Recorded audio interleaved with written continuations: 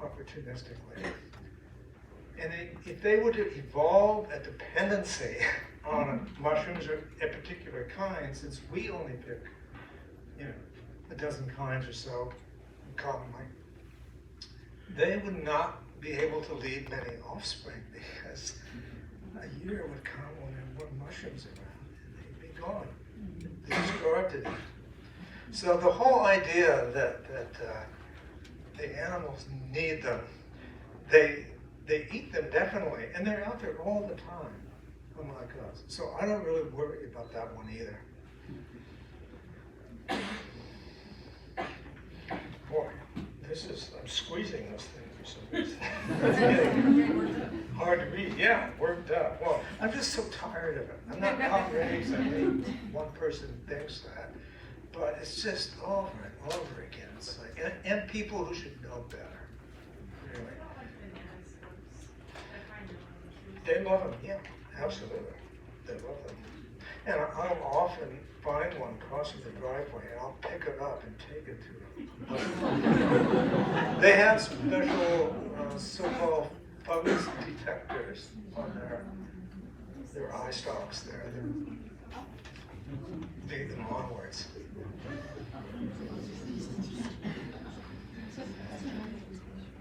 Okay, something else about this. Simon Egley. So everybody refers to that study, and then they make up stuff too. Like they say, well, you should carry your mushrooms in a net bag, so the spores was good, or you should carry it in a basket, etc. That may be, but none of that's been proved at all. Those are people's ideas, and I honestly, I like the plastic bag in the hip pocket kind of thing like this. I don't like to carry around a big basket. I do sometimes. Anyway.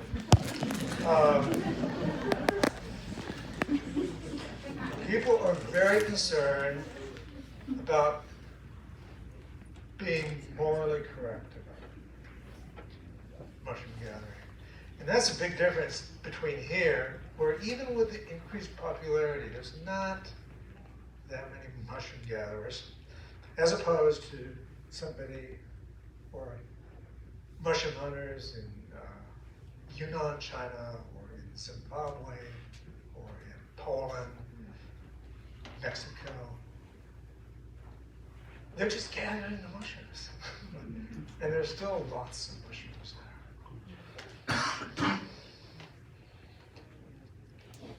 So this guy, Egley, did another study that actually very few people know of it, but you could Google it. It was a study where they did a very severe thinning of a forest in Switzerland. Now they took very careful readings of all the mushrooms there over several years before they did the thinning and then after. And what they found is immediately, in their case, immediately, starting the next year and then subsequently, there was a dramatic jump in both the numbers of mushrooms and the diversity. Now that doesn't mean that you can just thin forest and that will happen. It just means in their case it happened. But there's also studies of other thinning forests that showed a decrease. And I'm talking about mycorrhizal mushrooms, not all the kinds that grow on wood that would presumably grow after they got thinned. Just the mycorrhizal mushrooms. But that's not really the message of it. The message of it is this. These people spent almost 30 years picking every mushroom in these areas and trying to see whether they could make a difference. And they couldn't. And then they thinned the forest, and the next year they made a huge difference by doing that. In their case, it benefited the mushrooms. Obviously, in other cases, It didn't, but the point is that habitat is way, way more important to mushrooms than being overly concerned about how many spores, escape and all that stuff.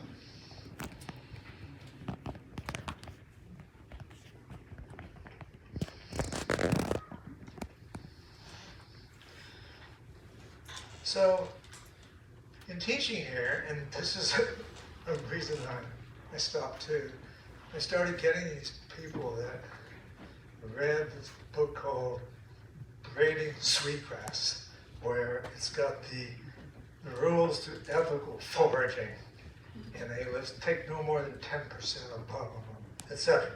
Mostly the author was actually talking about plants, and even then, I don't like it because it's very much an oversimplification. There's some plants that you can cut them and pick them to no end, and they'd still come back. And there's others that are very vulnerable. So this whole 10% rule, and then I'm so ethical because I only pick 10%. You pick 22%. Bad. I just don't go there. So.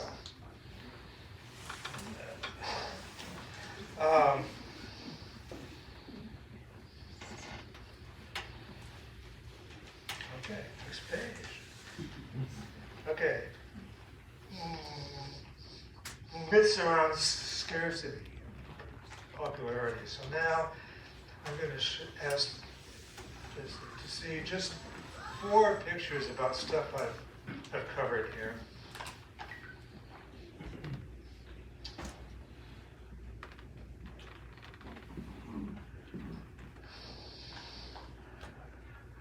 Go by Egli, E-G-L-I, et al. And the title of it is Mushroom Picking Does Not Impair Future Harvests, Results of a Long-Term Study in Switzerland.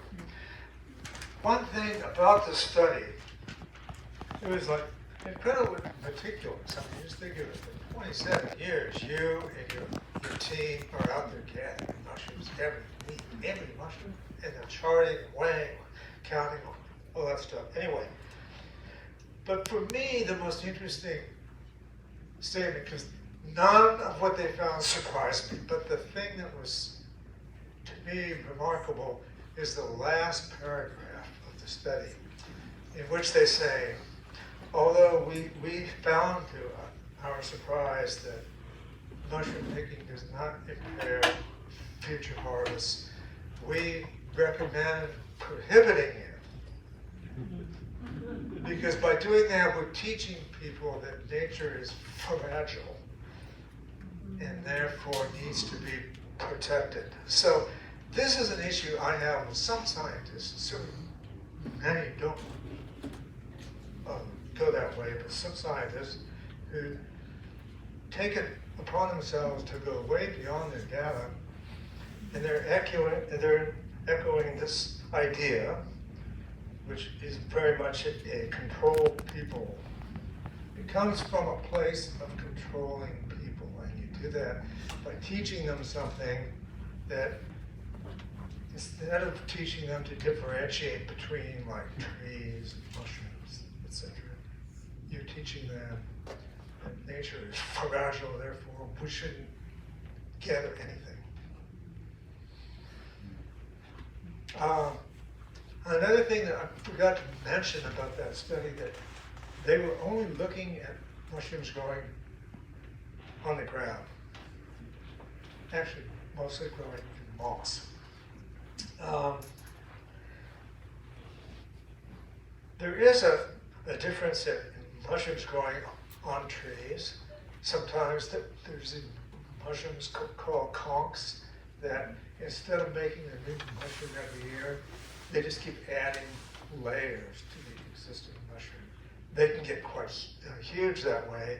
You can sometimes estimate their age by counting the layers. All right, so that's medicine. Now, some conchs are annuals like reishi, but many of them are not.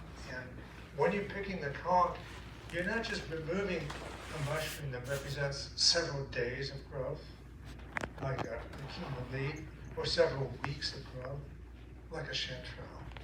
You're removing a mushroom that actually represents years of growth.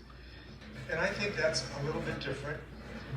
You're still not killing the organism that's in the tree, but you're forcing it to make a new mushroom. And so there is a difference between taking something that represents days of growth versus years. So what I would say with them is simply that, not that you should never pick conchs, but just think twice about it. How much you really want or quote need. There's that word, need to pick it.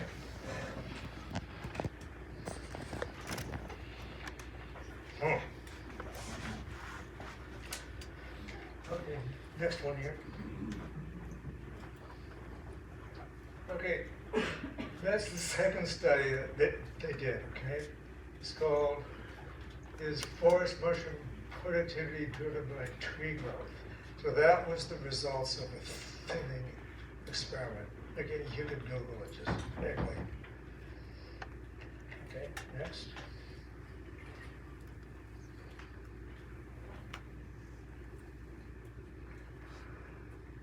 Okay, then you also get here a lot about trampling on mushrooms and raking of mushrooms. And I think either one, if done too much in one area, it can have detrimental effects. But you can also have positive effects. In this article, they show matsutake in Japan declined precipitously following the switch from a charcoal-driven economy to a fossil fuel economy. So the habitat gradually changed. People used to take all these hardwoods out and use them for charcoal. And that favored the growth of matsutake. Matsu is pine and take is mushrooms, so pine mushrooms. And once the practice stopped, then the matsutake went down. So matsutake enhancement there, though, involves trying to replicate the things that villagers did years ago, which favored matsutake. So one of the things that they did was, not during matsutake season, but during the off-season, maybe like the springtime or something, they would rake back all the needles. They used the pine needles for their animals. So that they would rake back all the pine needles from the forest. And that actually favored matsutake. It decreased competing bacteria, and yet you hear it here. You hear only, oh, don't rake, or if you make a hole to dig the mushroom, cover it up, as those squirrels did that, but they don't, actually. So, again, I'm not trying to say that anything's okay. I'm just saying that people really tend to latch onto these ideas that you shouldn't do this and you shouldn't do this, but there's actually not all that much data. And the same thing with trampling. That's the opposite effect. Raking aerates the soil. Trampling compacts it. And obviously, if a lot of people go into one area and trample it, like a trail, not only will mushrooms not grow there much right on the trail, but a lot of the plants also don't grow there. So when something gets really hard packed, not much grows there. But anytime a trail is created through the woods, it creates two edges. And edges are a great habitat for mushrooms.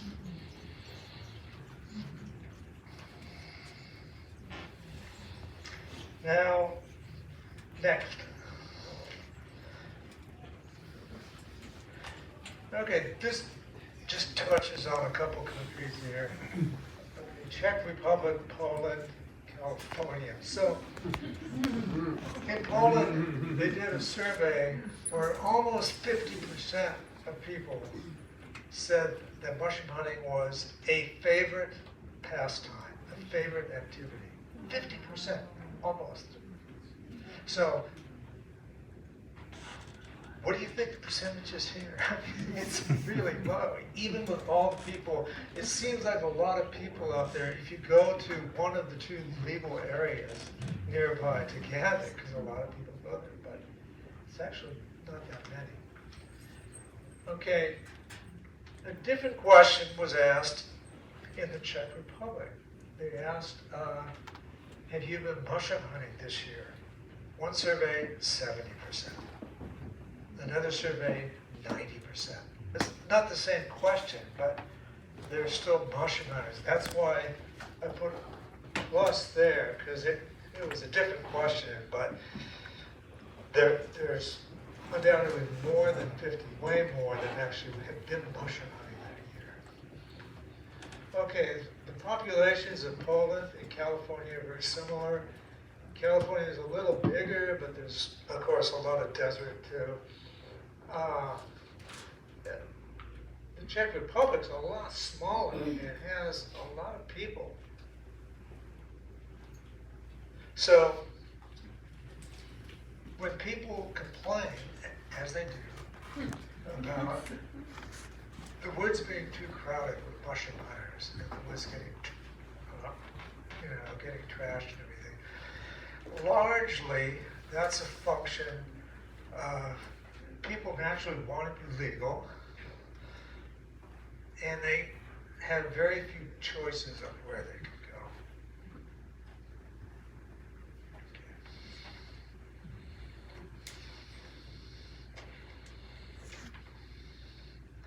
So, one way that you can deal with this, I mean, I don't think anytime soon that regulations here are going to change. You can go to the Sierras and gather there pretty much anywhere, except the national parks. But there's a lot of ground you can. But that's a lot of driving. Mushroom hunting, one of the really beautiful things of mushroom hunting for me is that I can just go nearby. It can be a green activity, but driving like 3 hours or more to go mushroom hunting for 2 hours and then driving back, it's no longer a really green activity.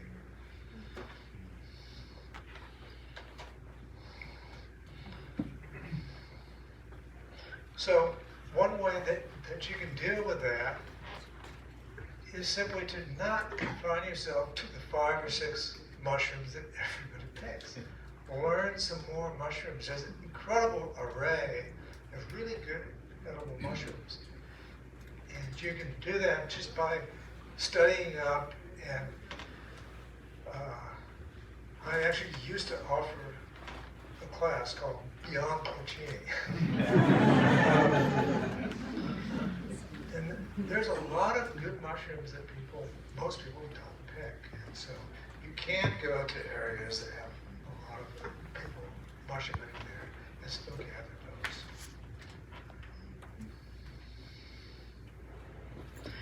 Then there's a myth about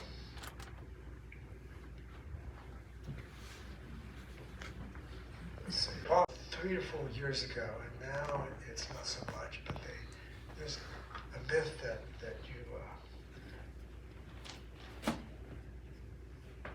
you shouldn't use common names of mushrooms, that you should use scientific names, because they're, and everybody says this, they're universal. Well, when somebody says they're universal, I know that they haven't traveled much.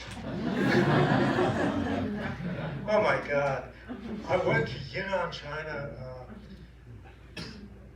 almost 20 years in a row during the summertime. Incredible place for mushrooms, and everybody picked mushrooms. Never heard a single scientific name ever used. Same with Japan, with Mexico. with African countries like Zambia, Zimbabwe, Eastern Europe, Catalonia, etc. So, yes, there is an educated elite, especially ones who study mushrooms that use scientific names. And so, of course, if you know them, you can use them with them. But it really isn't something that you need to do, because there's also this thing called Google. And as long as the common name,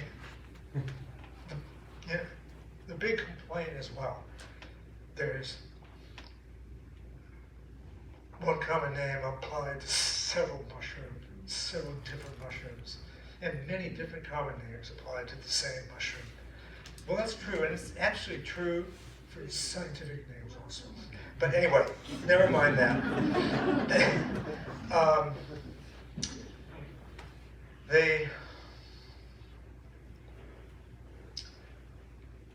If a common name on Google leads you to the mushroom that matches, what you're talking about, that's the standard. Then it's a useful common name.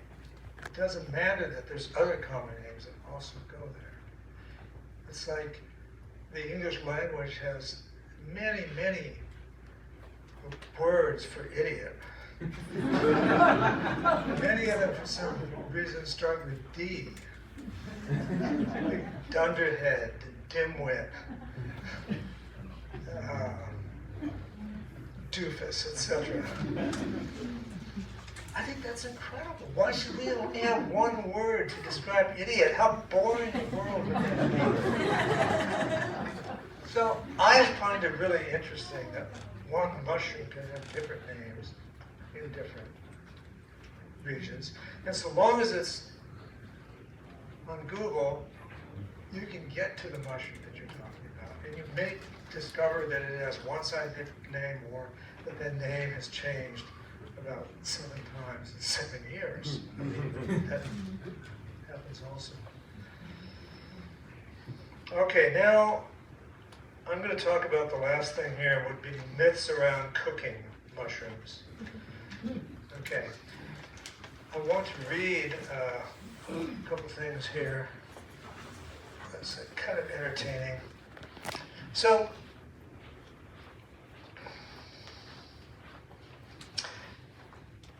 if you don't know, the Anglo tradition is very mushroom phobic or fungal phobic.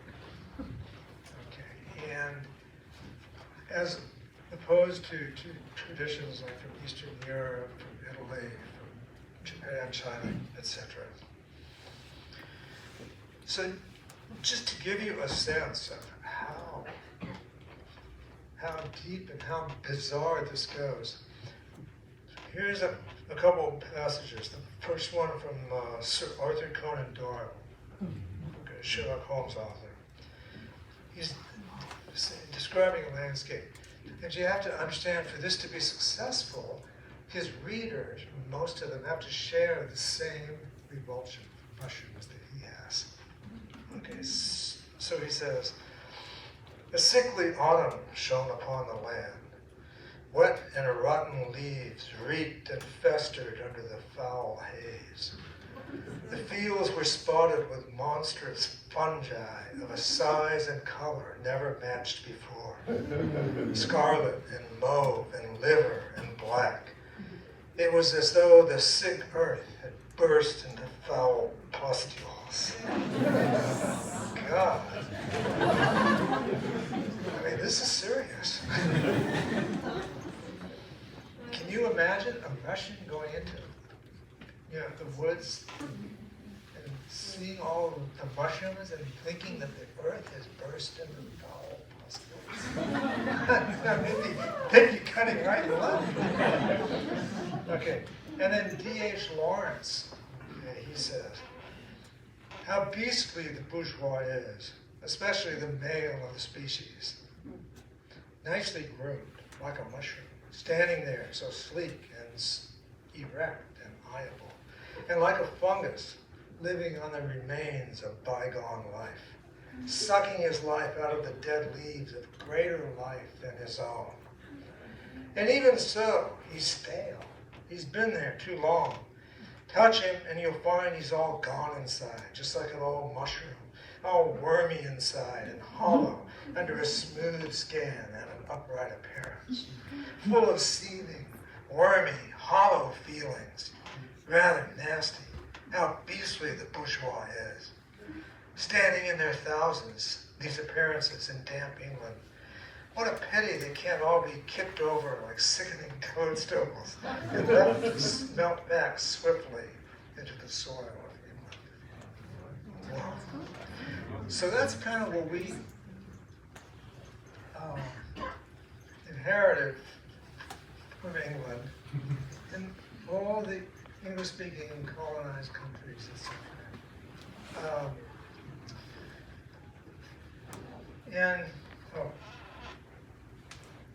Here's a short one from Emily Dickinson. Very short. Had nature any outcast face? Could she a son condemn?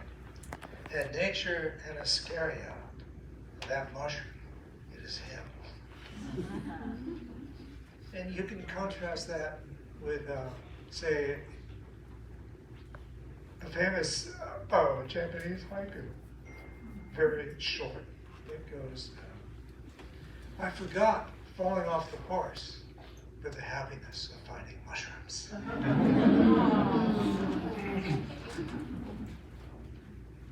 And yet, even nowadays, with a lot of people coming into mushroom and not sharing that antipathy, we still carry it in us. And it's important, I think, to realize that we still come from a mushroom poor tradition. And in the kitchen, like cooking mushrooms, we are the last major English cookbook to have a recipe for boiled mushrooms was The Accomplished Cook in the 1600s. Mushrooms and water. In our culture, they don't mix. But what's interesting in mushroom loving cultures, they do. They boil them routinely in Eastern Europe, in Russia, in Yunnan, in Japan, Africa, Mexico. Not always, but it's not something that they avoid doing. And yet people here still have all kinds of anxiety about, well, I shouldn't wash the mushroom. I should wipe it off with a damp cloth. Don't wash it. I know a commercial picker named Randex who went, he's from San Luis Obispo. He picked chanterelles. He would gather them, he'd take them home, and I got pictures of them, hose them off, okay? So not only are they nicely clean, or not completely clean, but mostly clean, but they're also heavier.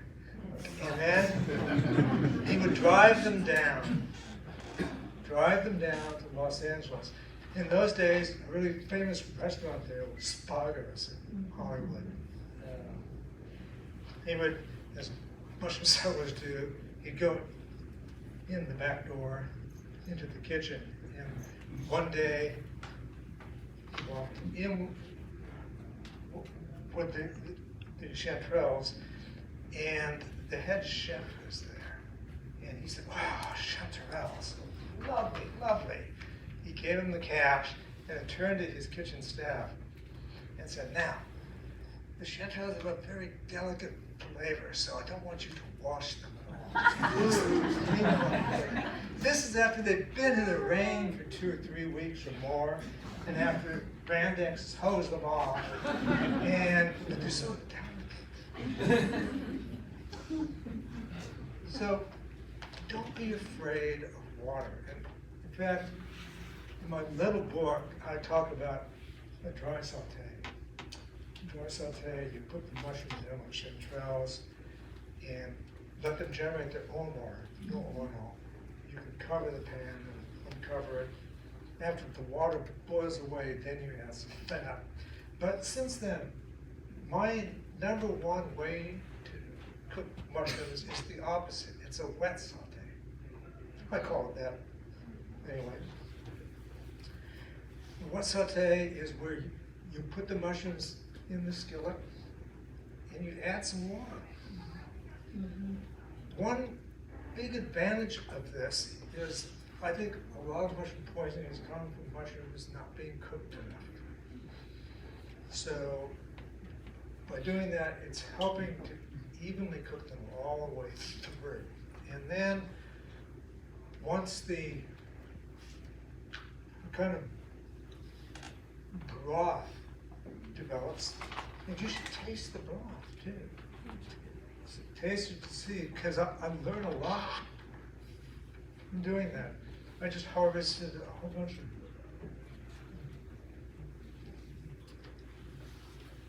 bluets. And bluets are a little bit watery, but you cook them down, they have great texture, and the broth that they give off is just amazing. It's really kind of like, well, reminds me of red meat, but I don't eat red meat that much, so I don't know. So you can boil mushrooms. A very popular thing in China is hot pot mushrooms. In Japan, nabe, same thing basically with mushrooms. So that doesn't mean that you always have to boil them, but it's really interesting that we, coming from a mushroom-deprived culture, would take the word of our own chefs that say, don't use water, rather than these countries where mushroom honey is a long tradition. I'll read you something else real quick here that's I found really interesting. It was a Swedish mycologist who wound up living in Thailand and writing a book about Thai vegetables. It's actually a piece of book, but there's this incredible passage here where let me back up and say that there's a famous, well, it's famous in my mind, a famous saying, this anthropologist named Cloud Levi Strauss said, something must be good to think before it is good to eat. And basically what he's saying is, a lot of what we like to eat is just what we're used to. It's good in our minds, and so we love to eat it. That's why Chinese love mushroom hot pot, and Americans don't. Okay, so this is from that book. He's talking about this bolete that actually doesn't grow here. It's not porcini, it's a different one. But anyway, he says, Asian mushroom recipes are generally for watery soups, where the taste is quite bland. Frying Asian mushrooms and then extracting the flavors with cream, as in gyro, will provide a full-bodied gastronomic experience. This mushroom should be cooked in the same way as the king bolete, i.e. sliced and then fried in butter, and then cooked with cream when the water is gone. Serve with pasta.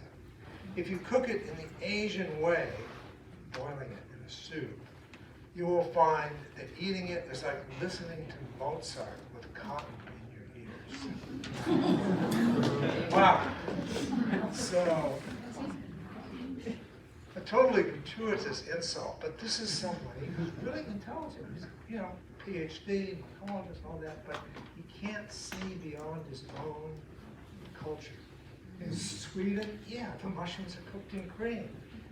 And he loves them that way. Great. So if he had just said, well, if you're from Europe, you may want to cook them in cream, nothing wrong with that.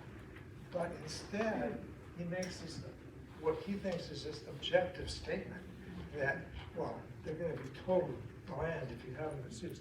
I have mushrooms in soups all the time. Thailand, Laos, Cambodia, China, Japan. I love them. I'm almost done now. I'll conclude simply by saying that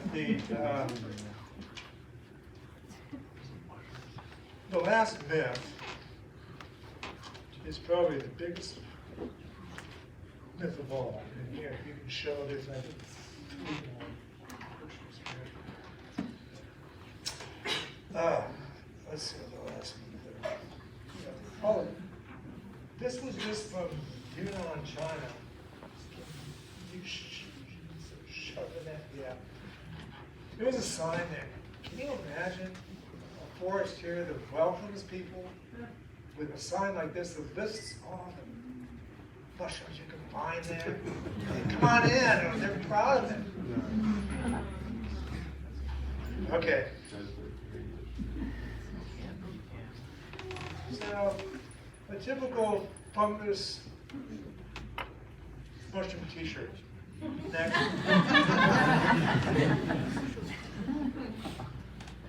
And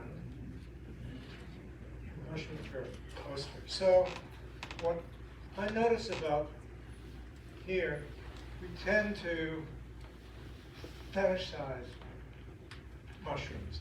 I don't mean it sexually or anything. Just that we objectify them, exalt them. And if you look at our popular culture, and posters, and shirts, everything else, it's mushroom after mushroom after mushroom. It's the object that matters.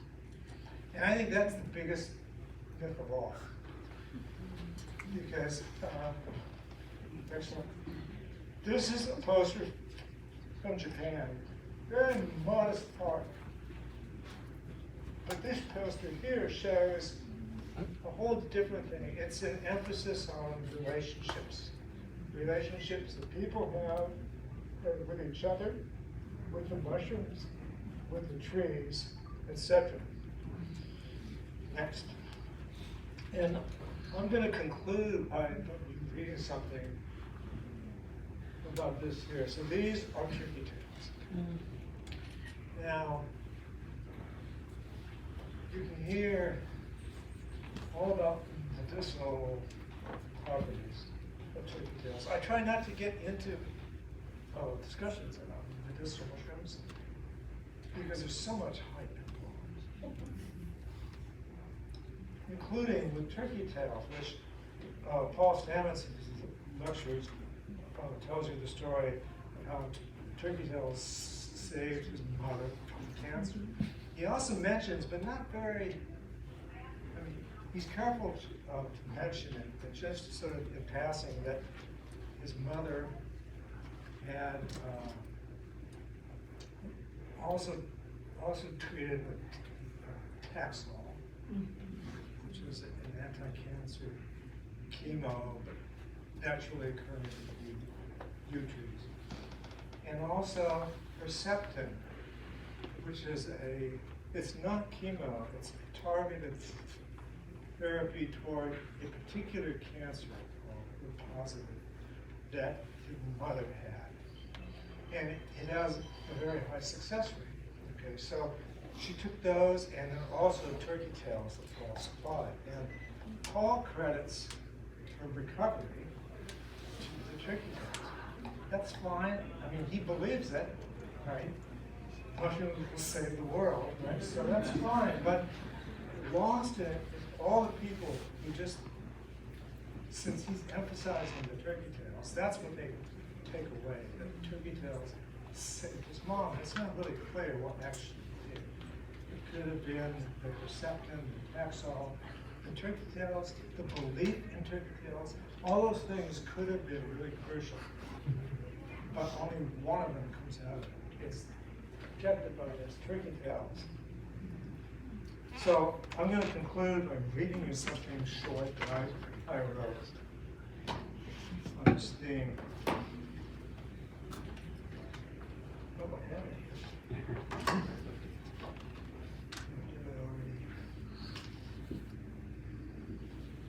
Yeah, here it is. Oops. That's that. There we go.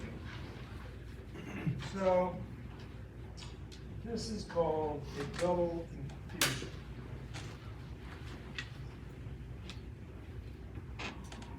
Turkey tails are one of the most promising medicinal mushrooms.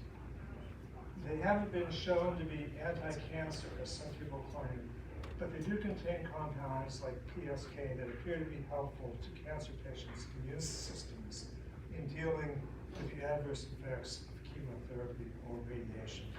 FDA-approved clinical trials are ongoing.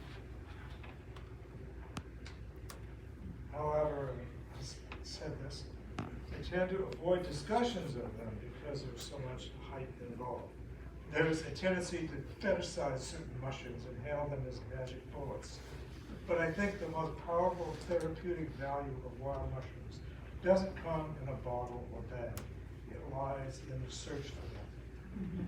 I don't think meaning is something that exists out there, like a mushroom, waiting to be found. Meaning is something we create through our passion, our ambition, our curiosity, our effort, and above all, by forming and developing relationships.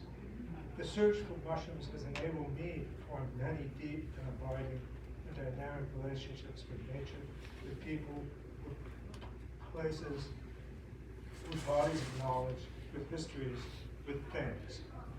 The search for mushrooms has brought me insight, beauty, excitement, joy, compassion, delicious meals, and friendship.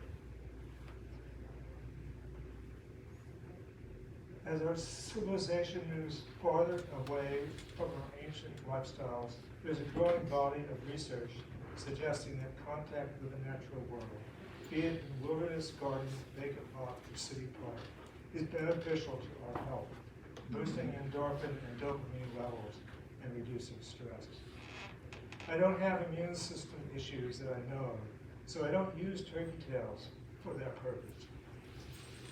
But I do pick turkey tails occasionally to make an infusion from them. It's so easy to do. Just boil them in water for 45 minutes to an hour or longer to make a soup base. It never feels like a chore. I find the process calming and stress reducing. It keeps me in the present, not worrying about the future or what others are up to or all the ways I might be missing out. And sipping from my little cup of turkey tail infusion creates a second infusion, infusing me with immense gratitude for the small treasures and pleasures of life. Thank you.